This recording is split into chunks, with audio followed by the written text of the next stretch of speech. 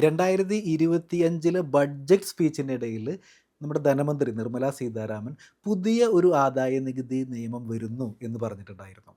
അപ്പോൾ എന്താണ് ഇത് ഇങ്ങനൊരു പുതിയ നിയമം കൊണ്ടുവരാനുള്ള കാരണം എന്നുകൂടി അവർ വ്യക്തമാക്കിയിട്ടുണ്ടായിരുന്നു. കാരണം ഇപ്പോഴത്തെ ആദായ നികുതി നിയമം, അതായത് 1961 നമ്മളിപ്പോൾ ഉള്ള ആദായ നികുതി നിയമം എന്ന് പറയുന്നത് കുറച്ച് കോംപ്ലക്സിറ്റി കൂടിയ ഒരു ഇനമാണ്. അതായത് പ്രൊഫഷണൽസിനടക്കം പല കാര്യങ്ങളും അതിൽ ഒരു കൺഫ്യൂഷനുള്ള പല ഏരിയകളുണ്ട്. മാത്രമല്ല സാധാരണക്കാരുടെ കാര്യമാണെന്നുണ്ടെങ്കിൽ പറയും വേണ്ട.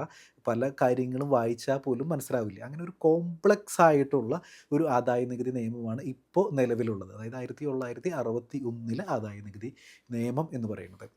അതിൻ്റെ കാരണം എന്ന് പറയുന്നത് വെച്ച് കഴിഞ്ഞാൽ 1961 ഈ നിയമം എനാക്ട് ചെയ്തിട്ടുള്ളത്. എന്ന് പറഞ്ഞു കഴിഞ്ഞാൽ ഏകദേശം ഒരു 64 വർഷത്തിൽ കൂടുതലായി എന്നർത്ഥം. അതായത് അതിന് ശേഷം 1961 ശേഷം 65 തവണയിലധികമാണ് ഈ നിയമം അമെൻഡ് ചെയ്തിട്ടുള്ളത്. അതായത് 4000-ലധികം ഭാഗങ്ങളിലാണ് മാറ്റങ്ങൾ വരുത്തിയിട്ടുള്ളത്. അപ്പോൾ തന്നെ നിങ്ങൾക്ക് ഊഹിച്ചു നോക്കാം എത്രത്തോളം ആ ഒറിജിനൽ നിയമം എത്രത്തോളം മാറിപ്പോയിട്ടുണ്ട് എന്നുള്ളത്. മാത്രമല്ല 298 സെക്ഷൻസാണ് നമ്മളുടെ ഇപ്പോഴത്തെ 1961 ആദായ നികുതി നിയമത്തിലുള്ളത്. അപ്പോൾ ഇതിൽ പ്രസൻ്റ്ലി നമ്മൾ ആ ഒരു സെക്ഷൻസിൻ്റെ ഒരു കണക്കെടുക്കുകയാണെന്നുണ്ടെങ്കിൽ ആക്ച്വലി 298 എന്ന് പറയുന്നത് ഒരു വെറുതെ നമ്പർ മാത്രമാണ്.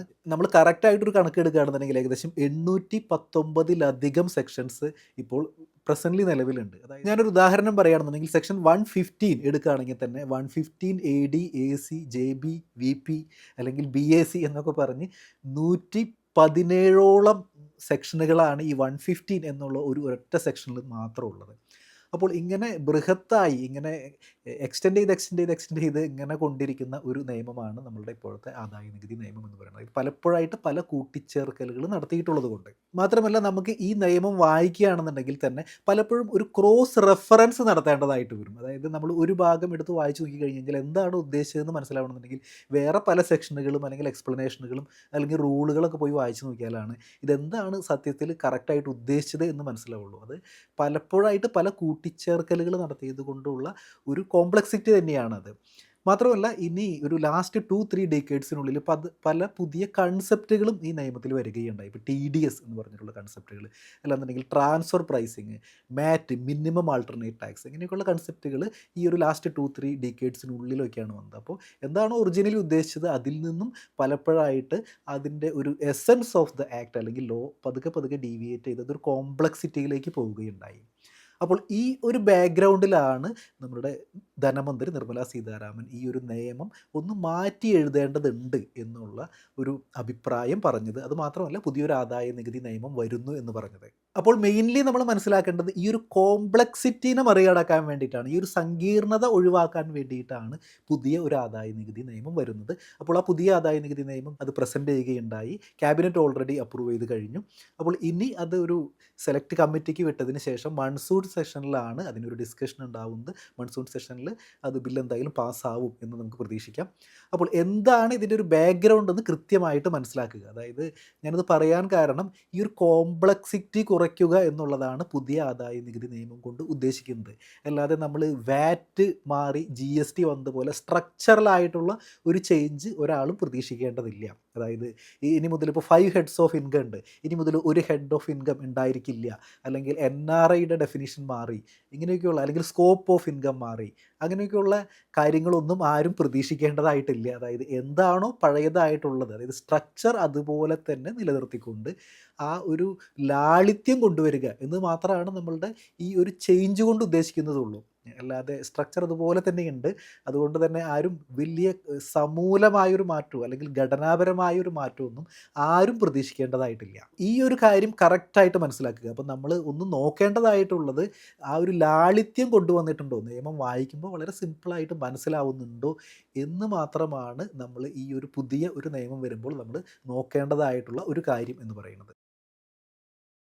അപ്പോൾ പുതിയ ആദായ നികുതി നിയമം പാർലമെൻറ്റിൽ അവതരിപ്പിക്കുകയുണ്ടായി. അപ്പോൾ നമ്മൾ നേരത്തെ പറഞ്ഞ ഒരു ബാക്ക്ഗ്രൗണ്ട് മനസ്സിൽ ആലോചിച്ചുകൊണ്ട് നമ്മളൊന്ന് അനലൈസ് ചെയ്യുകയാണെന്നുണ്ടെങ്കിൽ, അതായത് ഇൻറ്റൻഷൻ എന്ന് പറയുന്നത് സിംപ്ലിഫൈ ചെയ്യുക എന്നതായിരുന്നു. അപ്പോൾ അത് എത്രത്തോളം വിജയിച്ചിട്ടുണ്ട് എന്ന് നമുക്കൊന്നൊരു ടെസ്റ്റ് ചെക്ക് ഒന്ന് നടത്തി നോക്കാം. അതായത് മുൻപ് നമ്മൾ പറഞ്ഞിരുന്നു 298 സെക്ഷനെ എക്സ്പാൻഡ് ചെയ്തുകൊണ്ട് 819ഓളം സെക്ഷൻസാണ് ഉണ്ടായിരുന്നത്. അപ്പോൾ അത് ഇപ്പോൾ 536 സെക്ഷൻസ് ആയിട്ട് കുറഞ്ഞിട്ടുണ്ട്. അപ്പോൾ തീർച്ചയായിട്ടും ആ ഒരു സിംപ്ലിഫിക്കേഷൻ പ്രോസസ്സ് നടന്നു കഴിഞ്ഞു എന്ന് തന്നെ നമുക്ക് മനസ്സിലാക്കാം. മാത്രമല്ല ഏകദേശം ഒരു 5.5-6 ലക്ഷത്തോളം വാക്കുകളാണ് പഴയ ആദായ നികുതി നിയമത്തിൽ ഉണ്ടായിരുന്നത്. അപ്പോൾ അത് ഇപ്പോൾ പകുതിയോളമാക്കിയിട്ട് അല്ലെങ്കിൽ പകുതിയിൽ താഴെയാക്കിയിട്ട് വെട്ടിച്ചുരുക്കിയിട്ടുണ്ട്. അതായത് 2.5 ലക്ഷത്തിലധികം അല്ലെങ്കിൽ 2.5 ലക്ഷത്തോളം വാക്കുകളാണ് ഇപ്പോൾ നമ്മുടെ പുതിയ ആദായ നികുതി നിയമത്തിൽ ഉള്ളത്. അപ്പോൾ ആ ഒരു പർപ്പസ് ഡെഫിനിറ്റ്ലി സെർവ് ചെയ്തിട്ടുണ്ട് എന്ന് തന്നെ പറയാം. മറ്റൊരു കാര്യമുള്ളത്, നമുക്ക് ഒരു ടെസ്റ്റ് ഡോസ് ഒന്ന് നമുക്കൊന്ന് ചെക്ക് ചെയ്ത് നോക്കാവുന്നത്, നമുക്ക് പലപ്പോഴും അറിയാവുന്ന ഒരു കാര്യമാണ് അസസ്മെൻറ്റ് ഇയർ, പ്രീവിയസ് ഇയർ അല്ലാന്നുണ്ടെങ്കിൽ ഫിനാൻഷ്യൽ ഇയർ, ഇങ്ങനെയൊക്കെയുള്ള ഒരുപാട് കൺസെപ്റ്റുകൾ, ഒരുപാട് ഇയറുകൾ നമ്മളുടെ പഴയ ആദായ നികുതി നിയമത്തിലുണ്ടായിരുന്നു. ഇത് പലപ്പോഴും ഒരു കൺഫ്യൂഷൻസ് ഉണ്ടാക്കിയിട്ടുണ്ടായിരുന്നു. ചാർട്ടേഡ് അക്കൗണ്ടൻസിൻ്റെ കാര്യമല്ല പറയുന്നത്, ഞാനൊരു സാധാരണ ആംഗിളിൽ നിന്നാണ് പറയുന്നത്. പലപ്പോഴും നമ്മൾ ഇൻകം ടാക്സ് റിട്ടേൺ ഒക്കെ ഫയൽ ചെയ്ത് കഴിയുമ്പോൾ 2024-25 ഫിനാൻഷ്യൽ ഇയറിൽ റിട്ടേൺ നിങ്ങൾ ഫയൽ ചെയ്ത് കഴിയുമ്പോൾ നിങ്ങൾക്ക് കിട്ടുന്ന എക്നോളജ്മെൻറ്റിൽ ഉണ്ടാവുക 2025-26 എന്നായിരിക്കും. അതായത് അസസ്മെൻറ്റ് ഇയർ 2025-26 എന്നായിരിക്കും.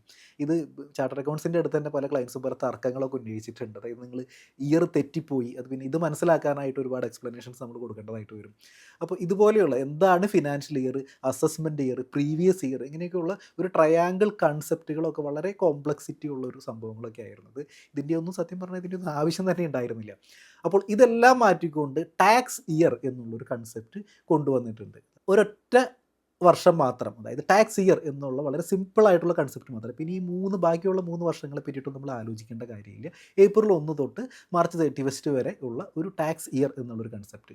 അപ്പോൾ ഇത് വളരെ അപ്പോൾ നമ്മൾ സിംപ്ലിസിറ്റിയിലേക്ക് പോകുന്നു എന്നുള്ളതിൻ്റെ ഒരു നല്ല ഒരു എക്സാമ്പിളാണ് ഈ ടാക്സ് ഇയർ എന്നുള്ളൊരു കൺസെപ്റ്റ് കൊണ്ടുവന്നത്.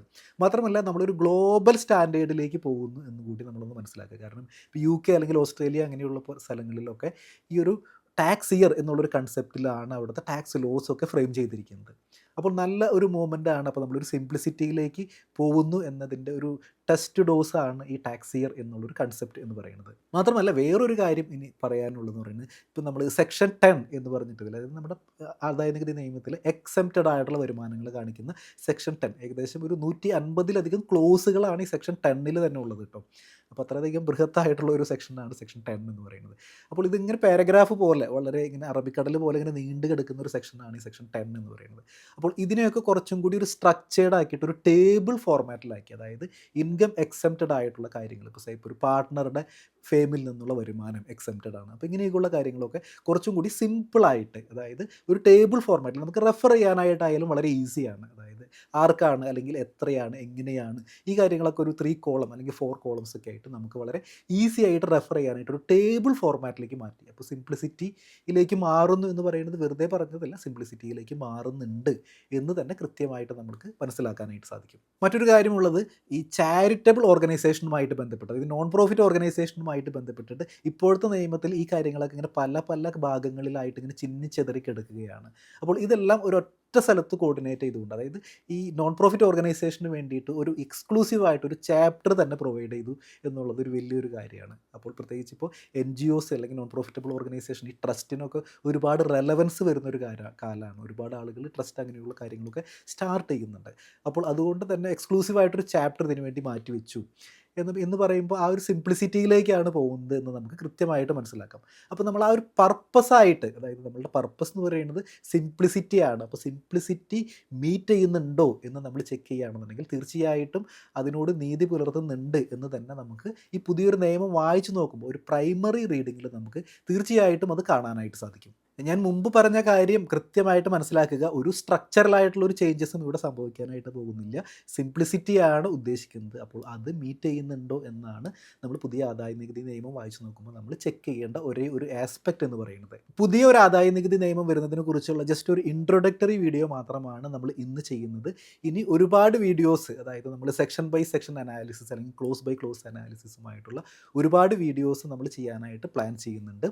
അപ്പോൾ തീർച്ചയായിട്ടും സ്റ്റേ കണക്റ്റഡ്. അതായത് പുതിയ പുതിയ നിയമങ്ങൾ വരുമ്പോൾ അത് എത്രയും പെട്ടെന്ന് തന്നെ പഠിച്ചെടുക്കാനായിട്ട് ഉള്ളൊരു ശ്രദ്ധ നിങ്ങളിൽ ഉണ്ടാവുക. പ്രത്യേകിച്ച് നിങ്ങളൊരു പ്രൊഫഷണലോ ഒരു ടാക്സ് പ്രൊഫഷണലോ അല്ലെങ്കിൽ ടാക്സ് പ്രാക്ടീഷണറോ അല്ലെങ്കിൽ ഒരു ലോ സ്റ്റുഡൻറ്റോ ഇൻകം ടാക്സ് ആക്ടിനെ കീൻലി ഒബ്സർവ് ചെയ്യുന്ന ഒരു സ്റ്റുഡൻറ്റോ ഒക്കെ ആണെന്നുണ്ടെങ്കിൽ, അല്ലെങ്കിൽ CA സ്റ്റുഡൻറ്റോ CMA സ്റ്റുഡൻറ്റോ CS സ്റ്റുഡൻസോ ഒക്കെ ആണെന്നുണ്ടെങ്കിൽ, അതായത് ടാക്സ് സ്റ്റുഡൻസോ ഒക്കെ ആണെന്നുണ്ടെങ്കിൽ നിങ്ങൾ ഈ നിയമം എത്രയും നേരത്തെ തന്നെ മനസ്സിലാക്കാനായിട്ട് ശ്രദ്ധിക്കുക. ഞാൻ എൻ്റെ പല സുഹൃത്തുക്കളായിട്ടുള്ള ചാർട്ടർ അക്കൗണ്ട്സിൻ്റെ അടുത്തും ടാക്സ് പ്രൊഫഷണൽസിൻ്റെ അടുത്തും ഈ ഒരു ആശയം പങ്കുവച്ചപ്പോൾ പലരും പറഞ്ഞത് നിയമം ഇപ്പോൾ ജസ്റ്റ് നമ്മുടെ പാർലമെൻറ്റിൽ വന്നിട്ടേ ഉള്ളൂ. ഇനി ഇത് പാസ്സാക്കാനായിട്ട് ഒരുപാട് സമയമൊക്കെ എടുക്കും. അപ്പോൾ അന്ന് പഠിച്ചാൽ പോരെ, അതായത് ഇത് നിയമമായതിന് ശേഷം പഠിച്ചാൽ പോരെ എന്നുള്ള അഭിപ്രായങ്ങളാണ് പലരും പറയുകയുണ്ടായത്. പക്ഷേ എനിക്കൊരു ഡിഫറൻസ് ഓഫ് ഒപ്പീനിയൻ ഉള്ളത് കുറച്ച് നേരത്തെ നിങ്ങൾ പഠിച്ചു വയ്ക്കുക എന്നുള്ളതാണ്. കാരണം ഒരു ചേഞ്ച് വരുമ്പോൾ, പ്രത്യേകിച്ച് ഇതുപോലെയുള്ള ഇൻകം ടാക്സ് ആക്റ്റിൽ, വളരെ കോമൺ ആയിട്ടുള്ള ഒരു ഇൻകം ടാക്സ് ആക്റ്റിൽ ഒരുപാട് ആളുകളേക്ക് എഫക്റ്റ് ചെയ്യുന്ന നിയമമാണ്. അപ്പോൾ അങ്ങനെയുള്ള ഒരു ആക്റ്റിൽ ഒരു ചേഞ്ച് വരുമ്പോൾ അതിലെ അപ്ഡേറ്റ്സ് നിങ്ങൾ നേരത്തെ തന്നെ പഠിച്ചു വയ്ക്കുക. അപ്പോൾ നിങ്ങൾ ഒരുപാട് ആളുകളുള്ള ഒരു ഓട്ട മത്സരത്തിൽ നിങ്ങൾക്ക് ആദ്യം തന്നെ എത്താനായിട്ട് തീർച്ചയായിട്ടും ഇങ്ങനെയുള്ള അപ്ഡേറ്റ്സുകൾ, അത് ബില്ലായിരിക്കുമ്പോൾ തന്നെ നിങ്ങളതൊന്ന് വായിച്ച് മനസ്സിലാക്കുന്നത് നന്നായിരിക്കും. അപ്പോൾ വളരെ ഡീറ്റെയിൽ ആയിട്ടുള്ള, ക്ലോസ് ബൈ ക്ലോസ് ആയിട്ടുള്ള, അല്ലെങ്കിൽ സെക്ഷൻ ബൈ സെക്ഷൻ ആയിട്ടുള്ള ഒരു ഡീറ്റെയിൽഡ് അനാലിസിസ് വീഡിയോസ് നമ്മൾ ഈ ഒരു സീരീസിൽ നമ്മൾ പ്ലാൻ ചെയ്യുന്നുണ്ട്. അപ്പോൾ അതിൻ്റെ അപ്ഡേറ്റ്സ് നിങ്ങൾക്ക് ലഭിക്കാനായിട്ട് നമ്മളൊരു വാട്സപ്പ് ഗ്രൂപ്പ് ഉണ്ടാക്കിയിട്ടുണ്ട്. അഡ്മിൻ ഓൺലി വാട്സപ്പ് ഗ്രൂപ്പാണ്. അപ്പോൾ അതിൽ നമ്മൾ പോസ്റ്റ് ചെയ്യുന്നുണ്ട്. അപ്പോൾ അതിൻ്റെ അപ്ഡേറ്റ്സ് നിങ്ങൾക്ക് ലഭിക്കാനായിട്ട് ആ വാട്സപ്പ് ഗ്രൂപ്പിൽ നിങ്ങൾക്ക് ജോയിൻ ചെയ്യാം. അതിൻ്റെ ലിങ്ക് ഞാൻ ഡിസ്ക്രിപ്ഷനിൽ കൊടുക്കുന്നുണ്ട്. ഫസ്റ്റ് കമൻ്റായിട്ടും പിൻ ചെയ്യുന്നുണ്ട്. മലയാളത്തിൽ ഇൻകം ടാക്സുമായി ബന്ധപ്പെട്ട് ഏറ്റവും കൂടുതൽ വീഡിയോസ് ഉള്ളത് നമ്മുടെ ചാനലിലാണ്. അപ്പോൾ ചാനൽ ഇതുവരെ സബ്സ്ക്രൈബ് ചെയ്യാത്തവർ തീർച്ചയായിട്ടും സബ്സ്ക്രൈബ് ചെയ്യുക. അപ്പോൾ മറ്റൊരു വീഡിയോ ആയിട്ട് വീണ്ടും കാണാം. Thanks for watching.